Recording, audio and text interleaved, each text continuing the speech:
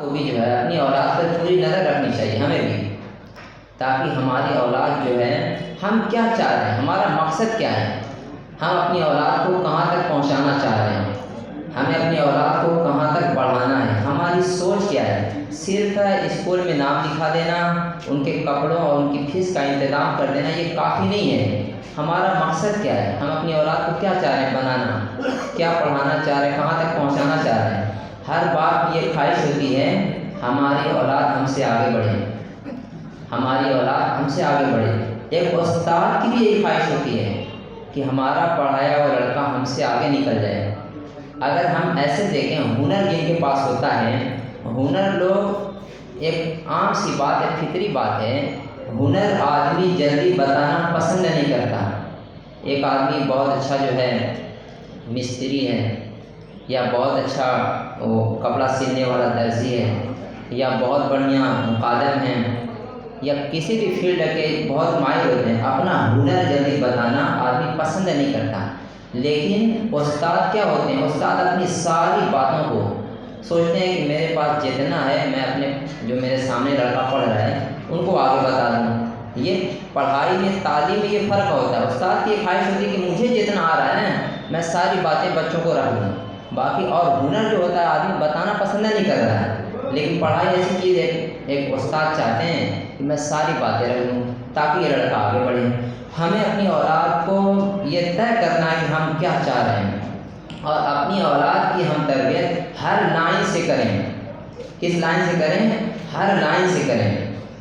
یہ مثال دیں، دیکھیں ترتیب کیا ہے کہ جب بچہ پیدا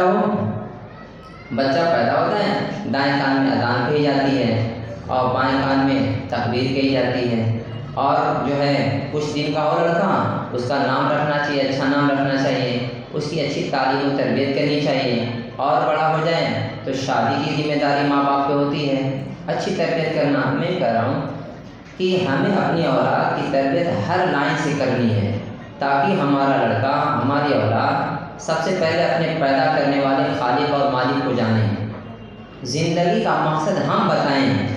ایک والد جو ہوتے ہیں ایک استاد کا بھی حق ادا کر سکتے ہیں۔ ایک والد اپنی اولاد کو، کیونکہ ان کی جو زندگی ہوتی ہے، ان کا بچپنا بھی، نوجوانی، جوانی کیسے کیسے گزری باپ کو معلوم ہوتا ہے، لیکن ان کی اولاد کو نہیں ہوتا۔ وہ اپنی اولاد کی جتنی اچھی طرح سے تربیت کر سکتے ہیں، جس خیر خواہی کے ساتھ دوسرے ویسے نہیں کر سکتے، ہے نا، ان کے فکر ہوتی ہے وہ آگے بڑھانے کی۔ تو میں کہہ رہا ہوں ہمیں اپنی اولاد پر ہر اعتبار سے یہ نظر رکھنی ہے، ہمیں اللہ تعالیٰ کو چاہنے والا بھی بنانا ہے، کیونکہ زندگی کا مقصد کیا ہے؟ زندگی کا مقصد یہ ہے کہ اللہ تعالیٰ یہ فرماتے ہیں کہ وَمَا خَلَقْتُ الْجِنَّ وَالْإِنسَ إِلَّا لِيَعْبُدُونَ۔ مفہوم ہے کہ ہم نے جناتوں کو اور انسانوں کو اس لیے پیدا کیا ہے تاکہ وہ میری عبادت کریں۔ ایک والد اپنی اولاد کو ایک جو ہے مقصد بتائے کہ ہماری زندگی کا مقصد کیا ہے کہ اللہ کی عبادت کرنا۔ نبیوں کے واقعات بتائیں، حضرت آدم علیہ السلام، حضرت ابراہیم علیہ السلام، حضرت نوح علیہ السلام، حضرت موسیٰ علیہ السلام، حضرت عیسیٰ علیہ السلام، حضرت محمد صلی اللہ علیہ وسلم۔ اور ایک والد اپنی اولاد کو نماز بھی سکھائے، نماز پڑھنے کا طریقہ، دنیا میں زندگی کیسے گزارنا ہے، ایک والد سکھائے۔ ذمہ داری تو استاد کی بھی ہے، ذمہ داری استاد کے، استاد ساری باتیں بتاتے ہیں۔ آپ کا لڑکا ہمارے اسکول میں رہ رہا 5-6 گھنٹہ، ہمارے ماسٹر صاحب نے بتایا 6 گھنٹہ رہتا ہے، پوری طریقے سے ایک استاد نہیں پڑھاتے۔ آپ کے لڑکے کو ایک استاد نہیں پڑھا رہے ہیں، لڑکا 6 میں پڑھ رہا ہے تو 6-7 استاد پڑھاتے ہیں ایک سال میں۔ 7 میں گیا پھر بھی روزانہ گھنٹی بدل کے پڑھائی ہوتی ہے، 6-7 استاد پڑھاتے ہیں۔ تو 6 سال میں، 7 سال میں جتنے استاد ہیں کتنی باتیں بتاتے ہیں، لیکن یہ لڑکا ہمارے پاس 6 ہی گھنٹہ رہتا ہے، آپ کے پاس زیادہ رہتا ہے، تو آپ کی بھی ذمہ داری ہے۔ ایسے ایک والد کی ذمہ داری ہے کہ اپنی اولاد کو جو ہے آگے بڑھنے کے لیے ساری چیزیں سکھائیں، کہ جو ہے ہمیں کاروبار بھی سکھانا ہے، تاجر بھی بنانا ہے، اچھا ڈاکٹر بھی بنانا ہے، اچھا ماسٹر بھی بنانا ہے، اچھا انجینئر بھی بنانا ہے۔ انسان تو ہے، ہمارے اندر انسانیت آ جائے، ہمارے اندر کیا آ جائے؟ انسان کو اللہ نے بنا دیا، ہمارے اندر انسانیت آ جائے، ہم ہر ایک کو فائدہ پہنچانے والے ہو جائیں۔ نبی پاک صلی اللہ علیہ وسلم سے پوچھا گیا ایک شخص نے پوچھا اللہ کے نبی میں چاہتا ہوں میں سب سے اچھا آدمی ہو جاؤں، میں چاہتا ہوں میں سب سے اچھا آدمی ہو جاؤں۔ پیارے نبی نے فرمایا لوگوں کو نفع پہنچایا کرو، سب سے اچھے ہو جاؤ گے۔ لوگوں کو نفع پہنچایا کرو، فائدہ پہنچایا کرو، سب سے اچھے ہو جاؤ گے۔ تو ہمیں اپنی اولاد کو اچھا بنانا ہے، جس بھی لائن میں چلا جائے وہ جو ہے کہیں بھی چلا جائے وہ چمکے مہکے۔ دیکھیں پھول ہوتا ہے، پھول کو ہر کوئی پسند کرتا ہے، پھول کو پسند کرتا ہے۔ ایک ہم مثال دے دیں، اولاد بھی بڑی محنت سے اس کی تربیت ہوتی ہے۔ ہم مثال دے دیں، دودھ ہوتا ہے،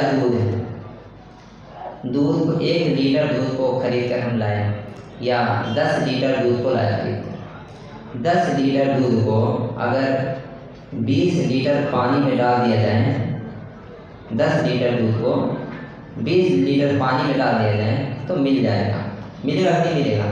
مل جائے گا دودھ۔ لیکن اگر اسی دودھ کو ہم نے محنت کیا، دودھ کے اوپر محنت کر رہے ہیں آگ کے اوپر، تو ملائی تیار ہو گئی، ہم نے ملائی کو الگ کر لیا، پھر اس کو جو ہے اور متھتے ہیں، پھر اس کا مکھن تیار ہوتا ہے، ملائی پھر مکھن، پھر آگ پر رکھتے ہیں، پھر گھی تیار ہو جاتا ہے۔ کتنی محنت لگی، اب جب وہ گھی تیار ہو گیا تو ایک تھوڑا ہی سا گھی کیوں نہ 100 گرام اگر گھی ہو جائے ہو گیا تیار، اس کو ہم ندی میں بھی ڈال دیں گے نا تو بھی اوپر رہے گا، ندی میں ڈال دیں گے تو بھی اوپر رہے گا، کیونکہ اس دودھ پر بڑی محنت ہوئی ہے۔ ورنہ 10 لیٹر دودھ بھی 20 لیٹر پانی میں مل جائے گا، الگ کرنا مشکل ہو جائے گا۔ اور ہم نے دودھ کے اوپر محنت کر دیا، وہی دودھ جب گھی بن گیا تو ندی میں بھی ڈال دیں گے تو بھی اوپر رہے گا، کیونکہ اس کے اوپر محنت ہوئی ہے۔ ایک والد سکھائے، ایک استاد سکھائیں کہ جو ہے ہر لائن سے اس کو تاجر کیسے بننا ہے، اس کا اخلاق کیسا ہو، اس کا برتاؤ کیسا ہو، اس کا رہن سہن کیسا ہو، جو ہے ایک والد سکھائیں، ایک والد سے سیکھے کہ جو ہے بیوی کے ساتھ کیسا برتاؤ کرنا چاہیے۔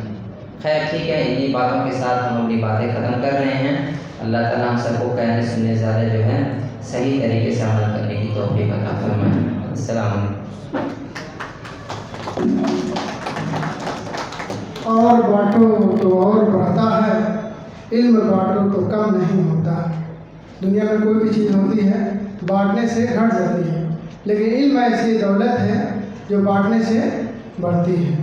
یہ تھے ہمارے عبدالحق صاحب، ہمارے اسکول میں ایک سینئر ٹیچر ہیں، بڑے اچھے انداز میں اپنی بات رکھ رہے تھے۔ میں گارجین میں سے جناب محمد اسد انصاری صاحب کو دعوت دے رہا ہوں بڑے ادب کے ساتھ کہ اسد صاحب تشریف لائیں اور اپنے جو ہے کلمات بہت چند سمے میں جو ہے پیش کریں۔ سمے کا ابھاؤ ہے، سمے کی کمی ہے، 1 گھنٹہ ہمارے پاس بچا ہوا ہے اور باتیں بہت ہونی ہیں، کم سمے میں بہت سارے لوگوں کو جو ہے باتیں اپنی رکھنی ہیں۔